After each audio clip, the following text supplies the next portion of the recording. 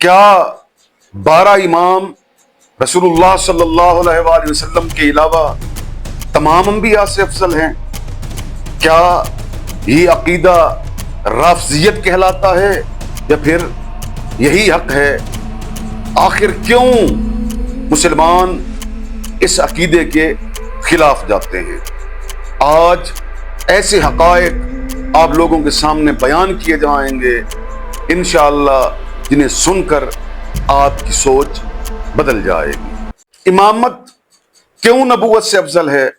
پہلی دلیل سن لیجئے۔ آئیے قرآن کے الفاظ پہ غور کرتے ہیں۔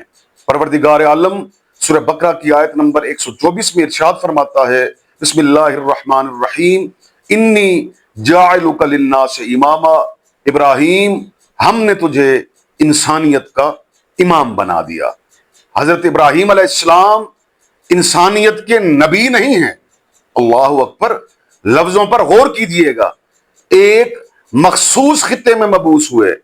اللہ نے یہ نہیں فرمایا کہ ابراہیم ہم نے تجھے قوم بنی اسرائیل کا امام بنایا، بلکہ لفظ استعمال ہوا للناس کہ ابراہیم ہم نے تمہیں انسانیت کا امام بنایا۔ خدا کی قسم قرآن نے لفظ للناس استعمال کر کے ایسی دلیل دی کہ نبوت کا دائرہ کار ایک زمانے یا ایک قوم تک محدود ہو سکتا ہے، مگر امامت وہاں تک جائے گی جہاں تک انسانیت جائے گی۔ اگر امامت نبوت کا دوسرا نام ہوتی تو واللہ پروردگار عالم لازمی یہ لفظ استعمال کرتا، جاعلک لقومک اماما، کہ ابراہیم ہم نے تجھے تیری قوم کا امام بنایا۔ امامت نبوت سے کیوں افضل ہے؟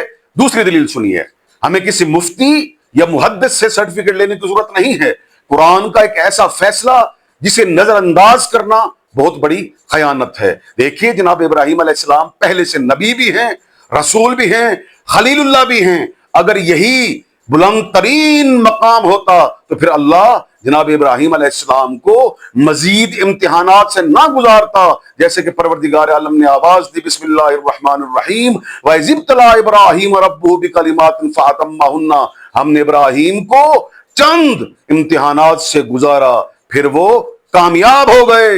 جب کامیاب ہو گئے تو پھر پروردگار عالم نے یہ اعلان کیا، انی جاعلک للناس اماما، ابراہیم آج سے ہم نے تجھے پوری انسانیت کا امام بنا دیا۔ پہلے آزمائش، پھر کامیابی، اور اس کے بعد امامت کا اعلان۔ پروردگار عالم کا یہ قانون ہے کہ جب وہ کسی شخص کو، کسی انسان کو امتحانات سے گزارتا ہے تو پہلے سے چھوٹا منصب عطا نہیں کرتا، بلکہ پہلے سے بڑا منصب عطا کرتا ہے۔ اس لیے جناب ابراہیم علیہ السلام کی امامت کا اعلان ہوا کہ آج سے آپ ایک مخصوص خطے کے نبی نہیں رہے، بلکہ پوری انسانیت کی قیادت کریں گے۔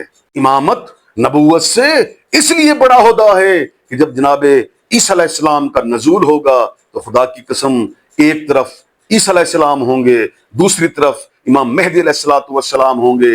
نماز کا وقت ہوگا، جناب امام مہدی علیہ السلام فرمائیں گے کہ اے نبی خدا امامت کریں۔ جناب عیسیٰ علیہ السلام انکار کر دیں گے، کہیں گے کہ آپ امامت کرائیں، میں آپ کی اقتداء میں نماز پڑھتا ہوں۔ یہ میں کوئی قصہ نہیں سنا رہا۔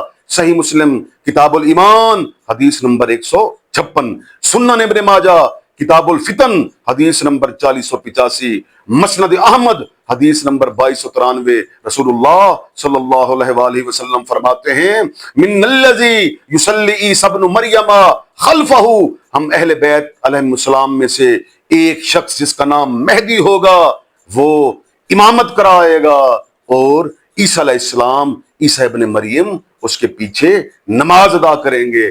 شیخ البانی نے اس حدیث کو احسن ترین قرار دیا۔ خدا کی قسم ایک اولو العزم پیمبر امامت کے پیچھے نماز ادا کرے گا، کیا اس سے بڑی دلیل ہو سکتی ہے کہ امامت کا دائرہ کار نبوت سے زیادہ وسیع ہے؟ چوتھی دلیل سنیے کہ امامت نبوت سے افضل کیوں ہے۔ جامع ترمذی حدیث نمبر 3768، مسند احمد بن حنبل، سنن ابن ماجہ حدیث نمبر 118، جناب ابو سعید خدری رضی اللہ تعالی عنہ روایت کرتے ہیں کہ رسول اللہ صلی اللہ علیہ وآلہ وسلم نے فرمایا الحسن والحسین سیدی شباب اہل الجنہ، کہ میرے یہ بیٹے حسن اور حسین سید و سردار ہیں اہل جنت کے۔ اللہ اکبر، اللہ اکبر۔ آج تک اس حدیث کا ترجمہ غلط کیا گیا، یہی کہا گیا کہ جوانان جنت کے سردار ہیں، نہیں، لفظ ہے اہل الجنہ، میرے یہ بیٹے حسن اور حسین اہل جنت کے سردار ہیں۔ اب دیکھیے جنتیں کتنی ہیں، میرا سوال ہے کتنی جنتیں ہیں؟ جنت ایک ہی ہے، مگر اس میں طبقات ہوں گے، اسی جنت میں انبیاء بھی ہوں گے، اسی جنت میں رسول بھی ہوں گے، اسی جنت میں شہداء بھی ہوں گے، اسی جنت میں صدیق بھی ہوں گے، اسی جنت میں صالحین بھی ہوں گے۔ اس لیے میرے رسول نے فرمایا کہ جس جنت میں یہ تمام لوگ ہوں گے کیونکہ یہ اہل جنت ہیں، تو اس جنت کے سردار حسن اور حسین ہیں۔ کیا اس سے بڑی دلیل ہو سکتی ہے کہ جنت میں امامت نبوت کی سرداری کرے گی؟ پانچویں دلیل یہ ہے کہ امامت نبوت سے افضل کیوں ہے۔ میرے رسول نے غدیر خم کے میدان پر فرمایا من کنت مولاہ فہذا علی مولاہ، جس کا میں مولا اس کا علی مولا۔ آج تک اس حدیث کے لفظوں پر بھی غور نہیں کیا گیا، جس کا میں مولا اس کا علی مولا۔ آئیے سب سے پہلے تو ہم یہ پتہ لگاتے ہیں کہ میرا رسول کس کا مولا ہے۔ دیکھیے سورہ آل عمران کی آیت نمبر 81 میں پروردگار عالم ارشاد فرماتا ہے وَإِذَا أَخَذَ اللَّهُ مِيثَاقَ النَّبِيِّينَ ثُمَّ جَاءَكُمْ رَسُولٌ مُصَدِّقٌ لِّمَا مَعَكُمْ لَتُؤْمِنُنَّ بِهِ۔ پروردگار عالم ارشاد فرماتا ہے کہ جب میں نے انبیاء سے عہد لیا، میثاق لیا، کس چیز کا؟ کہ تمہارے پاس ایک نبی آئے گا، تم اس نبی پر ایمان لانا، وہ تمہاری تبلیغات کی، تمہاری رسالت کی تصدیق کرے گا، تو تم پر واجب ہے کہ اس پر ایمان لانا، لَتُؤْمِنُنَّ بِهِ، اس پر ایمان لانا۔ تو معلوم ہوا 1,24,000 نبی میرے رسول کے مومن ہیں۔ مومن کسے کہتے ہیں؟ جو ایمان لانے والا ہو۔ تو 1,24,000 نبی میرے رسول کے مومن ہیں۔ اور مومن کون ہے؟ دیکھیے سورہ احزاب میں پروردگار عالم ارشاد فرماتا ہے النبی اولا بالمؤمنین من انفسہم، کہ میرا جو رسول ہے، میرا جو حبیب ہے، یہ مومنین کی جانوں پر ان سے زیادہ حق کے تصرف رکھتا ہے۔ آپ کہتے ہیں کہ مولا کے معنی دوست کے ہیں، تو پھر یہاں کیا معنی کریں گے کہ میرا رسول مومنین کی جانوں کا دوست ہے؟ اللہ اکبر، اللہ اکبر۔ تو معلوم ہوا 1,24,000 نبی میرے رسول کے مومن ہیں۔ تو وہی رسول فرما رہا ہے من کنت مولاہ فہذا علی مولا، جس کا میں مولا اس کا علی مولا۔ تو کیا میرا رسول 1,24,000 نبیوں کا مولا نہیں ہے؟ یا تو پھر اس کا انکار کریں۔ اگر مولا مانتے ہیں تو پھر آپ کو یہ ماننا پڑے گا کہ جس کا مولا میرا رسول ہے اس کا مولا میرا علی ہے۔ تو یہ ثابت ہوا کہ امامت نبوت سے افضل ہے۔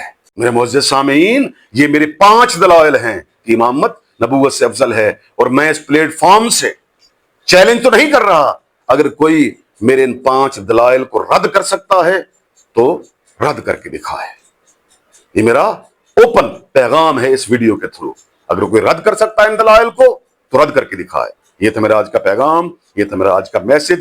اگر آپ لوگوں کو یہ پیغام پسند آتا ہے، ویڈیو کو لائک کریں، شیئر کریں، چینل کو سبسکرائب کرنا مت بھولیں۔ شکریہ۔